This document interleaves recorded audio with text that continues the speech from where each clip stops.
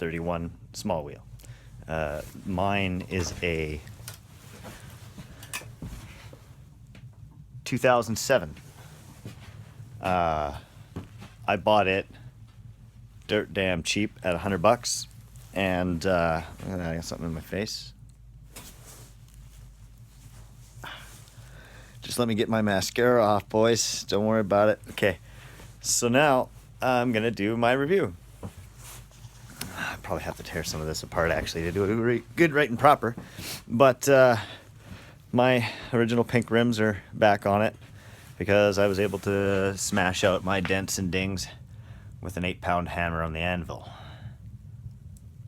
Enduro Bandit, your wheel's right messed up, boy.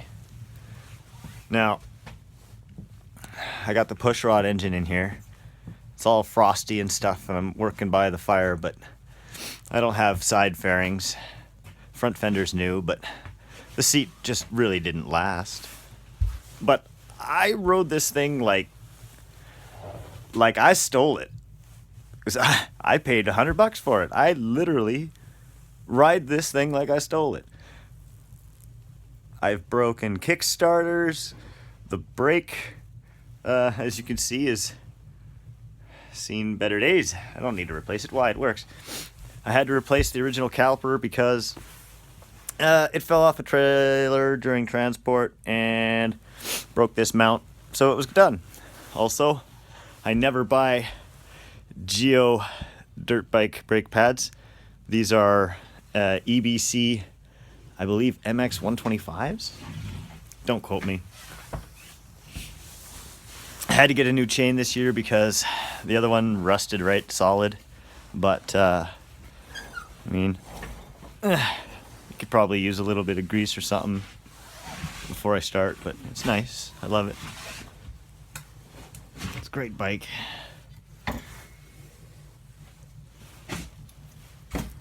Right, the original front caliper. I did refresh the shocks with new oil once after they blew up, and if you get lighter oil or a heavier oil, you can get a little bit, just mess around with your weights a little bit depending on how heavy you are. Can't see very much here, but I kept my handlebars straight with these awesome moose bars.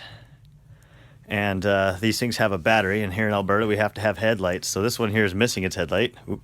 This one here is missing its headlight, but my mods are this here grab straps so that you can, haul your bike around when you need to. Toolboxes on almost all my bikes.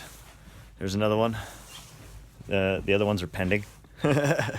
But here underneath my fender, I have a little stoplight, but oh good lord, there's no light here. See, I wrap a piece of foam under here to protect the air box. Now, bear with me.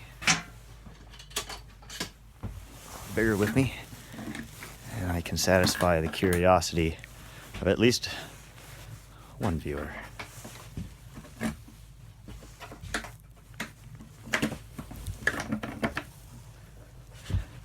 Ah!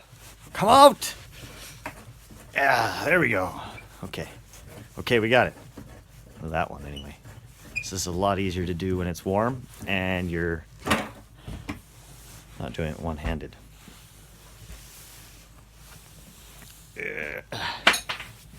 Bolt out. Bolt.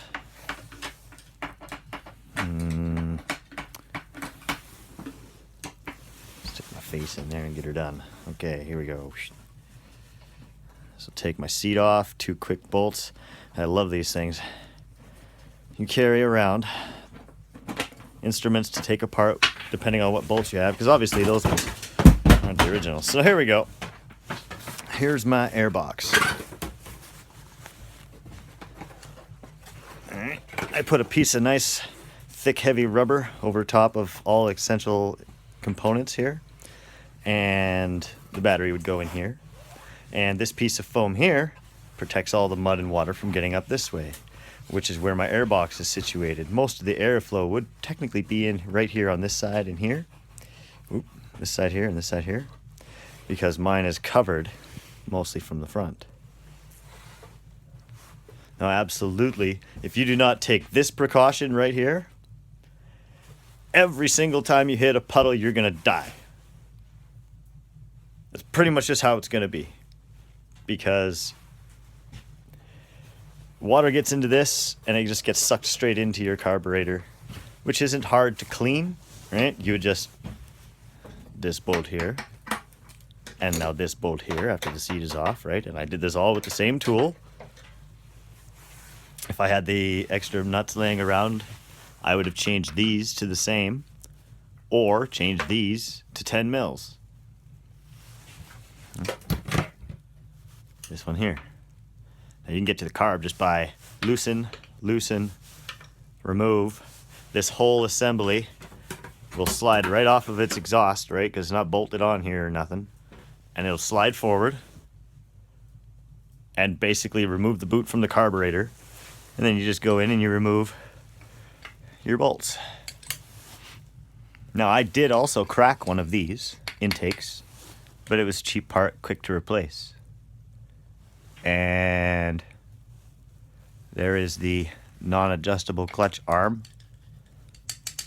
And yeah, the skid plate's great. I mean, I burned through a piston in this thing because I did not put in certain features like this right away. And I did definitely swamped her out a few times without stopping and taking care of it. And sometimes the mud around here, it's just crazy on Maylong, and there's just no getting out of it. You can't even clean your car because you're just making it worse almost. But I changed out the piston and rings and stopped the smoking, but it just kept running and running and running and running and running and running, and is an amazing bike.